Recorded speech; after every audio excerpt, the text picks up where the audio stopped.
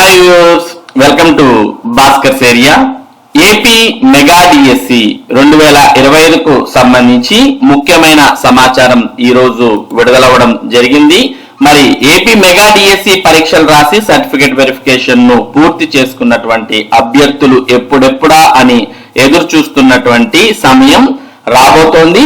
ఈ నెల 19వ తేదీన మరి భారీ సభ నిర్వహించి ఏపీ మెగా డిఎస్సి 2025 ద్వారా ఎంపికైనటువంటి అభ్యర్థులకు నియామక పత్రాలు అందించాలని ప్రభుత్వం భావిస్తున్నట్టు మనకు తెలుస్తోంది. ఇక ఈ సెప్టెంబర్ 15వ తేదీన ఫైనల్ సెలక్షన్ లిస్ట్ అనేది మనకు విడుదల కాబోతోంది. మరి ఎవరైతే ఫైనల్ సెలక్షన్ లిస్ట్ లో ఉండేటటువంటి అభ్యర్థులు ఉన్నారో అటువంటి వారందరికీ కూడా అపాయింట్మెంట్ ఆర్డర్లు అనగా నియామక పత్రాలు అనేవి 19వ తేదీన జరగబోయే సభలో అందించబోతున్నారు. ఇక దీనికి సంబంధించిన పూర్తి సమాచారాన్ని మనం ఇక్కడ చూడవచ్చు. ఈ నెల 19వ తేదీన మెగా డిఎస్సి భారీ సభ, ఎంపికైన అభ్యర్థుల పేర్లతో 15వ తేదీన తుది జాబితాలు విడుదల, ఎమ్మెల్యేలందరూ పాల్గొనేలా సన్నాహాలు, సచివాలయ సమీపంలో నిర్వహణకు కసరత్తు. ఈ సభలోనే అభ్యర్థులకు అపాయింట్మెంట్ ఆర్డర్లు, దసరా సెలవుల్లో కొత్త టీచర్లకు శిక్షణ, కౌన్సిలింగ్, బడుల పునఃప్రారంభం రోజున వీరంతా విధుల్లోకి. మెగా డిఎస్సికి ఎంపికైన అభ్యర్థులతో భారీ ఎత్తున సభ నిర్వహించాలని ప్రభుత్వం నిర్ణయించింది. ఈ నెల 18 నుంచి అసెంబ్లీ సమావేశాలు ప్రారంభమవుతున్నందున 19న సభ నిర్వహించాలని యోచిస్తోంది. ఎమ్మెల్యేలందరూ పాల్గొనేందుకు వీలుగా అసెంబ్లీ సమావేశాల సమయంలో అది కూడా సచివాలయానికి సమీపంలోనే సభ నిర్వహణకు కసరత్తు చేస్తున్నారు. ఉపాధ్యాయ పోస్టులకు ఎంపికైన డిఎస్సి జాబితాలు ఈ నెల 15వ తేదీన విడుదల చేయాలని ప్రాథమికంగా నిర్ణయించారు. ఇప్పటికే సర్టిఫికెట్ల పరిశీలన పూర్తి కాగా 18 మంది అభ్యర్థుల పరిశీలన మంగళవారం చేపట్టారు. ఉద్యోగాలకు అర్హులుగా భావిస్తున్న వారి జాబితాలను మరోసారి పరిశీలిస్తున్నారు. అన్ని జిల్లాల డిఈఓలు, ఆర్జేడీలను మంగళగిరిలోని విద్యాభవన్ కు తీసుకొచ్చి సోమవారం ఈ ప్రక్రియ ప్రారంభించారు.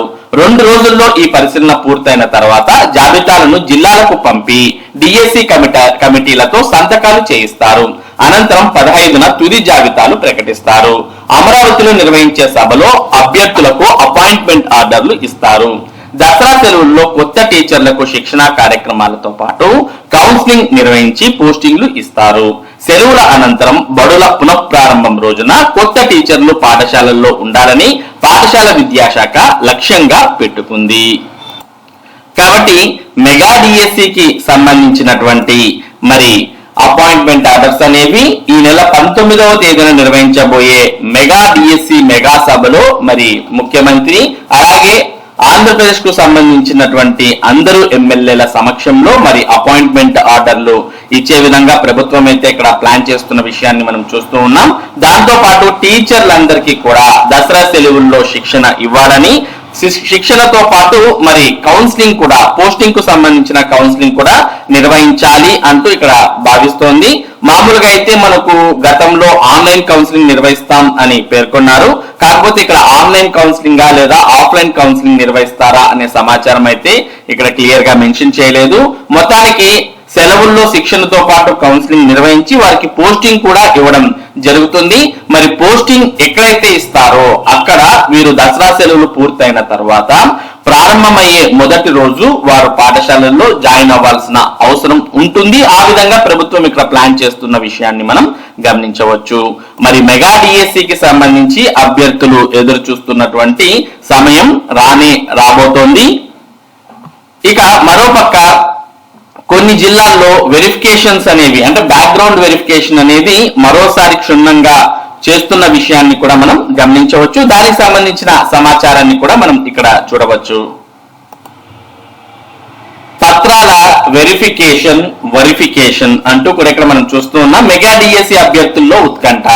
ఉమ్మడి కర్నూలు జిల్లాలో మెగా డిఎస్సిలో అర్హత సాధించిన అభ్యర్థుల పత్రాల పరిశీలన ప్రక్రియ ఓ కొలిక్కి రావడం లేదు.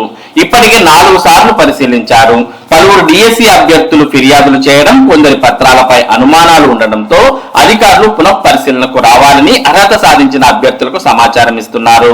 మెరిట్ జాబితా ప్రకారం మొదటి విడతలో 2,525 మంది, రెండో విడతలో 70 మంది, మూడో విడతలో 33 మంది అభ్యర్థులకు చెందిన అర్హతా పత్రాల పరిశీలన పూర్తి చేశారు.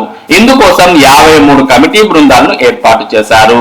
వీరు ఇప్పటికే 4 సార్లు పరిశీలన చేసినా స్పష్టత రాలేదు. ముఖ్యంగా ఈడబ్ల్యూఎస్ అభ్యర్థులపైనే ఎక్కువ ఫిర్యాదులు రావడం జరుగుతోంది. మెగా డిఎస్సిలో ఈడబ్ల్యూఎస్ పత్రాలతో సుమారు 300 మంది అభ్యర్థులు వివిధ ఉపాధ్యాయ పోస్టులకు దరఖాస్తు చేసుకున్నారు. కోట్ల ఆస్తులు ఉన్నవారు సైతం ఈడబ్ల్యూఎస్ పత్రాలు తెచ్చుకొని ఉపాధ్యాయ కొలువులకు అర్హత సాధించడంపై పలువురు అభ్యర్థులు కలెక్టర్ కు ఫిర్యాదు చేసినట్లు సమాచారం. దీంతో ఈడబ్ల్యూఎస్ పత్రాలు సమర్పించిన అభ్యర్థుల దరఖాస్తు పత్రాలను పునఃపరిశీలన చేయాలంటూ కలెక్టర్ నుంచి జిల్లా విద్యాశాఖకు మౌఖిక ఆదేశాలు ఇచ్చారు. ప్రకాశం జిల్లాకు చెందిన ఓ అభ్యర్థి కర్నూలు జిల్లాకు నాన్ లోకల్ కింద స్కూల్ అసిస్టెంట్ పోస్టుకు దరఖాస్తు చేసుకున్నాడు. అతను దివ్యాంగుడు. ఇందుకు సంబంధించిన సర్టిఫికెట్ ను పత్రాల పరిశీలన రోజు ఫిజికల్ గా అందజేశారు. ఆన్లైన్ లో నమోదు చేయలేదు. నిబంధన ప్రకారం మొదట ఆన్లైన్ లో నమోదు చేసిన తర్వాతే ఫిజికల్ గా పత్రాన్ని సమర్పించాలి. ఆన్లైన్ లో లేకుంటే అనర్హుడిగా ప్రకటించాల్సిన కమిటీ సభ్యులు అర్హుడిగా గుర్తించడం గమనార్హం. నెల్లూరు జిల్లాకు చెందిన ఓ మహిళా అభ్యర్థి భర్త రెవెన్యూ శాఖలో సర్వేయర్ గా విధులు నిర్వహిస్తున్నారు. ఆమె ఈడబ్ల్యూఎస్ పత్రం సమర్పించడంపై అనుమానాలకు దారితీస్తోంది. ఇక కర్నూలు జిల్లాకు చెందిన ఓ మహిళా అభ్యర్థికి వివాహమైంది. ఆమె తండ్రి చిరునామాతో ఈడబ్ల్యూఎస్ పత్రం సమర్పించారు. ఇలాంటి అభ్యర్థులు సుమారు 24 మంది ఉన్నట్లు అధికారులు గుర్తించారు. ఇక ఈడబ్ల్యూఎస్ పత్రాల వెరిఫికేషన్ కోసం చాలా మందికి ఐటీఆర్ అనగా ఇన్కమ్ ట్యాక్స్ రిటర్న్స్ ఫైల్ చేసి ఉంటే వాటిని మరి అడగడం ఇక్కడ మనం చూడవచ్చు. ఐటీఆర్ అడగడంపై సందేహాలు. డిఎస్సిలో ఉద్యోగార్హత సాధించిన మహిళా అభ్యర్థుల నుంచి ఇన్కమ్ ట్యాక్స్ రిటర్న్స్ ఐటీఆర్ పత్రాలు ఇవ్వాలని కమిటీ సభ్యులు అడుగుతున్నారు. దీనిపై అభ్యర్థుల్లో గందరగోళ పరిస్థితి నెలకొంది. ఐటీఆర్ పత్రం ఇస్తే మాకు ఉద్యోగం వస్తుందా లేదా అనే సందిగ్ధంలో పడ్డారు. ఈడబ్ల్యూఎస్ మహిళా అభ్యర్థులకు ఈ సమస్య ఎదురవుతోంది. భర్త ప్రభుత్వ ఉద్యోగి అయినా వ్యాపారి అయినా వార్షిక ఆదాయం 8 లక్షలకు మించితే తప్పకుండా ఐటీఆర్ ఇవ్వాల్సిందేనని నిబంధన పెట్టారు. పత్రాలు సమర్పించిన అభ్యర్థుల వ్యక్తిగత వివరాలు క్షుణ్ణంగా పరిశీలిస్తే అనేక లోపాలు బయటపడే ఆస్కారం ఉందని పలువురు కమిటీ సభ్యులు జిల్లా విద్యాశాఖ కార్యాలయంలో చర్చించుకుంటున్నారు. ముఖ్యంగా ఇక్కడ మనం చూసినట్టయితే ఈడబ్ల్యూఎస్ మీద చాలా రకాలైనటువంటి ఫిర్యాదులు అందుతున్న విషయాన్ని మనం చూస్తూ ఉన్నాం. చాలా మంది కోట్లకు పైగా ఆస్తులు ఉన్నప్పటికీ మరి ఈడబ్ల్యూఎస్ ధృవీకరణ పత్రాలు తెచ్చుకొని మరి డిఎస్సిలో ఈడబ్ల్యూఎస్ కోటా కింద ఉద్యోగం పొందాలి అని చూస్తున్న విషయాన్ని కూడా మనం ఇక్కడ గమనిస్తూ ఉన్నాం. మరి ఐటీఆర్ అంటే ఇన్కమ్ ట్యాక్స్ రిటర్న్స్ అనేవి ఒకవేళ వారు ఫైల్ చేసి ఉంటే అందులో క్లియర్ కట్ గా వారి యొక్క ఆదాయం వివరాలు ఉంటాయి కాబట్టి మరి ఒకవేళ ఐటీఆర్ ఫైల్ చేసి ఉంటే వాటిని కూడా ఇక్కడ డిఎస్సి పత్రాల ధృవీకరణ కమిటీలు వాటిని కూడా అడగడం మనం ఇక్కడ చూస్తూ ఉన్నాం. మొత్తానికి మెగా డిఎస్సి సర్టిఫికేట్ వెరిఫికేషన్ అనేది మరి ప్రహసనంగా కొనసాగుతూనే ఉంది. మరి వీటి మీద చాలా రకాల ఫిర్యాదులు అనేవి రావడంతో అధికారులు కూడా మరి వచ్చినటువంటి ఫిర్యాదులన్నింటినీ పరిష్కరించే దిశగా మరి అన్ని చూస్తూ ఉన్న విషయాన్ని కూడా మనం ఇక్కడ చూడవచ్చు. మరి మొత్తానికి మెగా డిఎస్సికి సంబంధించిన ప్రక్రియలు మొత్తం పూర్తి చేసి ఈ నెల 15వ తేదీ కల్లా మరి సెలక్షన్ జాబితాలు వెబ్సైట్ లో పొందుపరచాలని భావిస్తున్నారు. ఇక 19వ తేదీన భారీ మెగా డిఎస్సి సభను నిర్వహించి ఆ సభలో అభ్యర్థులకు నియామక పత్రాలు అందించబోతున్నారు. ఇక దసరా సెలవుల్లో శిక్షణతో పాటు కౌన్సిలింగ్ నిర్వహించి వారికి స్థానాలను కేటాయించి దసరా సెలవుల తర్వాత వారు పాఠశాలల్లో విధుల్లో చేరే విధంగా ప్రభుత్వం అయితే ప్రణాళిక రచించినట్టు మనకి ఇక్కడ క్లియర్ గా అర్థమవుతుంది. ఇది ఈ రోజు మెగా డిఎస్సికి సంబంధించినటువంటి ముఖ్యమైన సమాచారం. ఇటువంటి ముఖ్యమైన సమాచారం డిఎస్సి మరియు టెట్ కు సంబంధించిన అప్డేట్స్ ను భాస్కర్స్ ఏరియా మీకు అందిస్తూ ఉంటుంది. మరి ఈ అప్డేట్స్ మీరు మిస్ కాకుండా పొందడానికి మన భాస్కర్స్ ఏరియా యూట్యూబ్ ఛానల్ కు సబ్స్క్రైబ్ అవ్వండి. అలాగే ఈ వీడియోని లైక్ చేసి షేర్ చేయండి. Thank you for watching this video.